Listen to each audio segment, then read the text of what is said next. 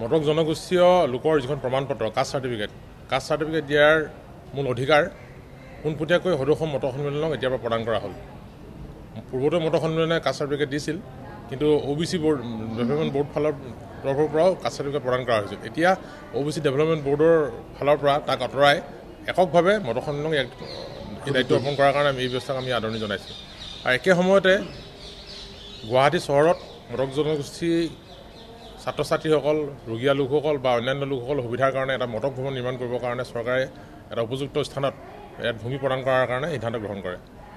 একে সময়তে অসমৰ বিভিন্ন শিক্ষানুষ্ঠানত মেডিকেল কলেজ, ইঞ্জিনিয়াৰিং কলেজ, কৃষি বিশ্ববিদ্যালয় বা অন্যান্য বিশ্ববিদ্যালয়বিলাকত মটক জনগোষ্ঠীয় ছাত্ৰ ছাত্ৰীসকলৰ আসন সংৰক্ষণৰ যিটো দাবী আছিলে সেই দাবীকো চৰকাৰে সহানুভূতি সহকাৰে বিবেচনা কৰি ব্যৱস্থা গ্ৰহণৰ আশ্বাস প্ৰদান কৰিছে। সেই সময়তে ডিব্ৰুগড় বিশ্ববিদ্যালয়ত থকা অৰুণোদয় আসনখন, যিখন অৰুণোদয় আসন আছে ডিব্ৰুগড় বিশ্ববিদ্যালয়ত বুৰঞ্জী বিভাগৰ অধীনত, সেই আসনখনত পূৰ্ণাংগ ভিত্তিত গঠন কৰিবৰ কাৰণে পুনৰ সিদ্ধান্ত গ্ৰহণ কৰিছে। চাবুৱাত প্ৰতিষ্ঠা হ'বলৈ গৈ থকা শ্ৰী শ্ৰী অৰুণোদয় ক্ৰীড়া বিশ্ববিদ্যালয়খন পুনৰ শক্তিশালীভাৱে প্ৰতিষ্ঠা কৰিবৰ কাৰণে ইতিমধ্যে বাজেটত 50 কোটি টকা ধাৰ্য কৰা হৈছে, আৰু তাক এই দিশটো অধিক ত্বৰান্বিত কৰি তুলিবৰ কাৰণে আজিৰ সভাত সিদ্ধান্ত গ্ৰহণ কৰে আৰু বিভাগীয় মন্ত্ৰী বিমল বৰা ডাঙৰীয়াক ইয়াৰ সম্পূৰ্ণ দায়িত্ব অৰ্পণ কৰে। কিছুমান আৰু ডিমাণ্ড আছিল, সেইবিলাকো উন্নতি পলমে আমাৰ পৰ্যায়ক্ৰমে কৰিম বুলি আজি মন্ত্ৰী মহোদয়ে আমাক আশ্বাস প্ৰকাশ কৰিছে। লগতে আমাৰ যিবিলাক আমাৰ ডিমাণ্ড আছিল, আমাৰ ইঞ্জিনিয়াৰিং কলেজ, মেডিকেল কলেজ আৰু গুৱাহাটী বিশ্ববিদ্যালয়, ডিব্ৰুগড় বিশ্ববিদ্যালয়, মটক জনগোষ্ঠীৰ কাৰণে আসন সংৰক্ষণ, সেই কথাটো বিবেচনা কৰি তেওঁলোকে আমাক উন্নতি পলমে তাৰ এটা সিদ্ধান্ত দিম বুলি আমাক আজি প্ৰতিশ্ৰুতি দিছে। আৰু আমি মটক জনগোষ্ঠীৰ যিবিলাক মাটি বাৰী আছে, সেই মাটি বাৰীবিলাকক আৰু মটক গোষ্ঠীসকলৰ নামত আৱৰ্তন দিবৰ কাৰণে জিলা উপায়ুক্তসকলক ইতিমধ্যে নিৰ্দেশ দিম বুলি তেখেতে প্ৰতিশ্ৰুতি দিছে।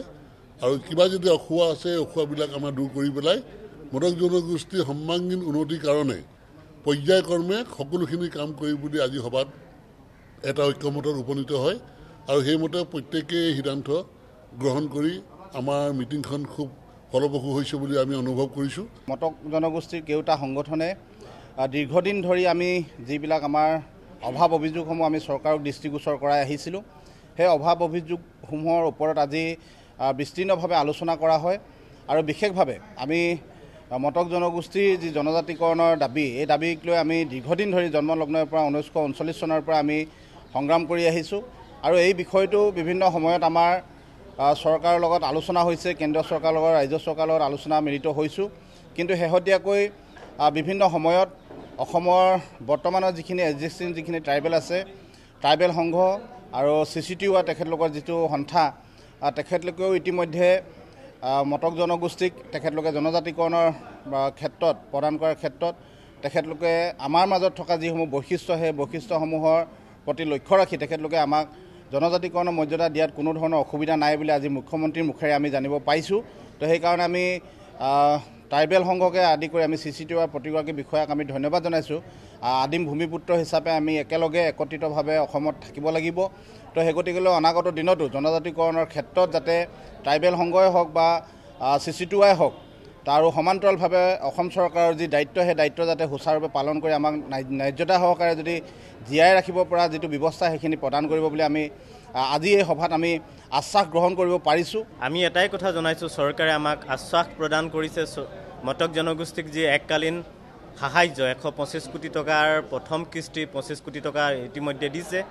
মটক স্বায়ত্তশাসিত পৰিষদকো আগন্তুক বৰ্ষত তেওঁলোকে অনুদান আগবঢ়াব। আৰু শিক্ষা ক্ষেত্ৰত বিশেষকৈ ছাত্ৰ ছাত্ৰীসকলৰ যি শিক্ষা ক্ষেত্ৰত UPSC, APSCৰ লগতে নাৰ্ছিং আৰু বিভিন্ন স্কিল ডেভেলপমেণ্ট, কেপাচিটি বিল্ডিং আদি এই বিষয়বিলাকৰ ওপৰত গুৰুত্ব আৰোপ কৰিবৰ কাৰণে এই 5 বছৰীয়া কাৰ্যকালত বিশেষকৈ ছাত্ৰ ছাত্ৰীসকলৰ শিক্ষা ক্ষেত্ৰত গুৰুত্ব আৰোপ কৰিবৰ কাৰণে আমাক বিশেষভাৱে আমাক জনাইছে। গতিকে আমি মুখ্যমন্ত্ৰীৰ যি আশ্বাস আমি আখৰে আখৰে পালন কৰিম। আৰু তেওঁলোকে আশ্বাস প্ৰদান কৰিছে আগন্তুক দিনত 6 মাহৰ মূৰে মূৰে জনগোষ্ঠীটোৰ লগত আলোচনাত বহি থাকিব। চৰকাৰৰ যি আঁচনি আমাৰ মটক জনগোষ্ঠীৰ বাবে আগবঢ়াব, সেইবিলাক আপোনালোকৰ যোগেদি আমি জনাই থাকিব পাৰিম। গতিকে সদৌ শেষত পুনৰবাৰ অসম চৰকাৰলৈ আমি ধন্যবাদ জ্ঞাপন কৰিছোঁ।